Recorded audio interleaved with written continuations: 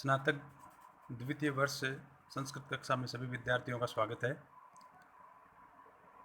जैसा कि पूर्व कक्षा में हम व्यंजन संधि का अध्ययन करते आ रहे हैं। आज की कक्षा में व्यंजन संधि के अंतर्गत जो हमारी अगली संधि है चरत्व संधि, तो चरत्व संधि का हम अध्ययन करेंगे। चरत्व संधि जैसा कि आप स्क्रीन पे देख रहे हो, खरी च यदि झल के बाद में खर आए तो झल के स्थान पर चर होगा।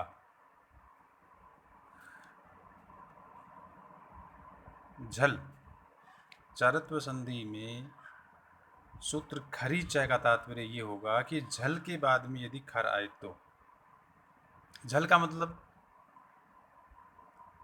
ये, अर्थात किसी भी शब्द के अंत में यदि इनमें से कोई वर्ण हो, किसी भी शब्द के अंत में यदि इनमें से कोई वर्ण हो तो, और बाद में यदि खर हो तो, ये कहने का मतलब ये है कि संधि के अंतर्गत किसी भी शब्द के अंत में यदि इनमें से कोई वर्ण हो और प्लस के बाद में इनमें से कोई वर्ण हो, यदि झल के बाद में खर आए तो जो झल है, ये जो झल है, इन झल के स्थान पर चर आदेश हो जाता है। अब आप उन्हें एक बार देखिए, झल मतलब ये, किसी भी शब्द के अंत में यदि ये हो तो इनके स्थान पर क्या होगा, ये आदेश हो जाएंगे। मतलब किसी भी शब्द के, पुनः एक बार चरत्व संधि को आप देखें कि किसी भी शब्द के अंत में यदि कै ख ग घ है तो इन चारों वर्णों के स्थान पर कै आदेश हो जाता है। च छ ज झ है, इन चारों के स्थान पर च आदेश हो जाता है। ट ठ ड ढ ण है तो इनके स्थान पर ट आदेश हो जाता है। त थ द ध, इनके स्थान पर त आदेश हो जाता है। प फ ब भ, इनके स्थान पर प आदेश हो जाता है। मतलब किसी भी शब्द के अंत में, किसी भी शब्द के अंत में यदि इनमें से कोई वर्ण हो तो इनके स्थान पर क्रमशः, इनके स्थान पर कै आदेश, इनके स्थान पर च आदेश, इनके स्थान पर ट आदेश, इनके स्थान पर त आदेश, इनके स्थान पर प आदेश हो जाता है। इन सब को हम उदाहरणों से समझेंगे। जैसे यहाँ उदाहरण दे रखा है, सद प्लस कार। सद प्लस कार में हम देख रहे हैं कि द है तो द के स्थान पर तय हो जाता है। सद प्लस कार। उपयुक्त में अगर हम यहाँ देखें तो इनमें से सद में कौन सा आ रहा है, ये द आ रहा है। सद में द आ रहा है। अगर त थ द ध इन चारों में से कोई सा भी हो तो इन चारों के स्थान पर क्या हो जाता है, तय, तो सद बन जाएगा सत्कार। सद प्लस कार में द के स्थान पर तय आदेश होकर के शब्द बनता है सत्कार। इसी प्रकार दिग प्लस पाल। दिग प्लस पाल में ग के स्थान पर क्या हो जाएगा, क। मतलब किसी भी शब्द के अंत में यदि वर्गों का जो भी वर्ण हो उन वर्णों में पहला वाला आदेश हो जाता है। जैसे दिग प्लस पाल में ग के स्थान पर क्या आदेश हो जाएगा, दिग्पाल बन जाएगा। छेद प्लस तव्यम द के स्थान पर तय हो जाएगा, छेतव्यम बन जाएगा। सद प्लस पात्रम द के स्थान पर तय होकर के सतपात्रम बन जाएगा। तो व्यंजन संधि में जो ये चरत्व संधि है, चरत्व संधि का मतलब है खरी च। खरी च इस सूत्र का अर्थ है कि किसी भी शब्द के अंत में यदि ये हैं तो इनके स्थान पर क्रमशः ये आदेश हो जाते हैं। ये अपनी व्यंजन संधि के अंतर्गत चरत्व संधि है। अब व्यंजन संधि में हम अगली संधि पढ़ेंगे, अनुस्वार संधि। व्यंजन संधि की जो अगली संधि है वो है संधि, मोह अनुस्वार है।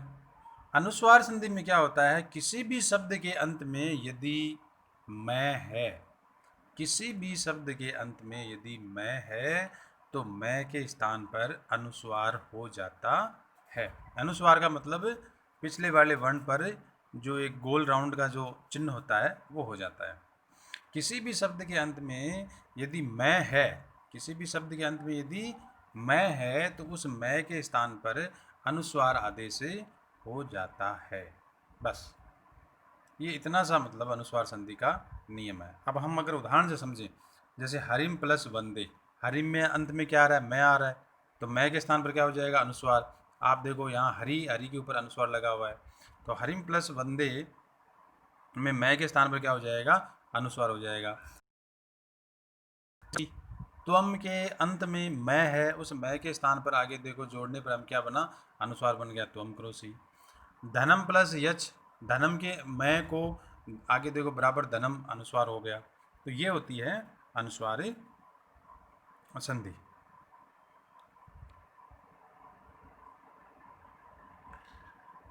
अब है अपने इसी के अंतर्गत अगला जो सूत्र है वो है तोरली। तोरली, तोरली का जो सूत्र है उसका है तय वर्ग के बाद में अगर लय वर्ण हो। कहने का मतलब है यदि तय थ दय के बाद में यदि लय आए तो तय थ दय के स्थान पर लय हो जाता है। किसी भी शब्द के अंत में यदि तय थ दय आए तो तय थ दय के स्थान पर लय आदेश हो जाता है। तोरली, जैसे हम उदाहरणों से समझेंगे। उद प्लस लिखितम, दय आया, बाद में लय है। किसी भी शब्द के अंत में आप तोरली संधि को दोबारा देखें, किसी भी शब्द के अंत में यदि तय थ दय हो और बाद में लय हो तो तय थ दय के स्थान पर लय आदेश हो जाता है। जैसे उद प्लस लिखितम, उद प्लस लिखितम में तय थ दय में से कोई सा भी आ रहा है तो दय के स्थान पर लय आ जाए आदेश हो जाएगा, जोड़ने पर उल्लिखितम हो जाएगा। इसी प्रकार आप ये देखो कि उद प्लस लेख, उद प्लस लेख में दय आ रहा है, दय के स्थान पर क्या हो गया, लय, तो उल्लेख। विपद प्लस लीन, विपद प्लस लीन, विपद में दय आ रहा है, दय के स्थान पर लय हो गया, विपद लीन। तद प्लस लीन, तय के स्थान पर क्या हो गया, तो तल्लीन। तो तोरली संधि में क्या होता है, किसी भी शब्द के अंत में यदि दय आ रहा है तो तय और बाद में लय आ रहा है तो तय थ दय के स्थान पर भी लय आदेश हो जाता है।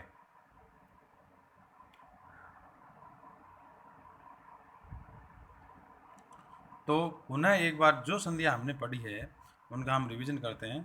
हमने सबसे पहले पढ़ी चरत्व संधि। चरत्व संधि में क्या होता है, खरीचय, खरीचय, खरीचय चरत्व संधि में क्या होता है कि किसी भी शब्द के अंत में इनमें से कोई वर्ण हो और बाद में इनमें से कोई वर्ण हो तो इनके स्थान पर इनका पहला वाला आदेश हो जाता है। आप दोबारा देखें, किसी भी शब्द के अंत में यदि इनमें से कोई वर्ण हो, जैसे यदि किसी भी शब्द के अंत में कै ख ग घ हो तो इसके स्थान पर कै आदेश हो जाएगा। यदि किसी भी शब्द के अंत में च छ ज झ हो तो इसके स्थान पर चय हो जाएगा। ट ठ ड ढ हो तो इसके इनके स्थान पर टय हो जाएगा। त थ द ध हो तो इनके स्थान पर तय हो जाएगा। प फ ब भ म हो तो मैं हो जाएगा। जैसे सद प्लस कार में त थ द आ रहा है तो द के स्थान पर क्या हो जाएगा, तय हो जाएगा, तो सदकार। तो ये है हमारी चरत्व संधि। चरत्व संधि के बाद में हमने पढ़ी अनुस्वार संधि, बड़ी आसान संधि है। किसी भी शब्द के अंत में यदि मैं हो, किसी भी शब्द के अंत में यदि मैं हो तो मैं के स्थान पर अनुस्वार आदेश हो जाता है। जैसे हरिम प्लस वंदे, मैं आ रहा है तो बराबर हरिम मैं को क्या हो गया, अनुस्वार आदेश हो जाएगा। जैसे दुखम प्लस सहते, तो दुखम का जो मैं है उस मैं के स्थान पर अनुस्वार आ जाएगा, दुखम सहते हो जाएगा। अगली जो हमारी संधि है तोड़ली संधि। तोड़ली का मतलब होता है किसी भी शब्द के अंत में यदि तय थ द ध न हो और बाद में लय हो तो तय थ द के स्थान पर लय आदेश हो जाता है। जैसे उद प्लस लिखितम, उद प्लस लिखितम बाद में लय आ रहा है, पहले तय थ द तो तय थ द के स्थान पर लय आदेश हो जाएगा, तो बन जाएगा उल्लिखितम। जैसे तद प्लस लीन, पहले द है तो द के स्थान पर लय हो गया, तल प्लस लीन बराबर तल्लीन। तो इस प्रकार व्यंजन संधि के अंतर्गत आज हमने 3 संधियों का अध्ययन किया है। सबसे पहले चरत्व संधि, चरत्व संधि के बाद में हमने पढ़ी अनुस्वार संधि, अनुस्वार संधि के बाद में है तोड़ली संधि। तो आज की कक्षा में इन 3 संधियों का हमने अध्ययन किया। बहुत बहुत धन्यवाद।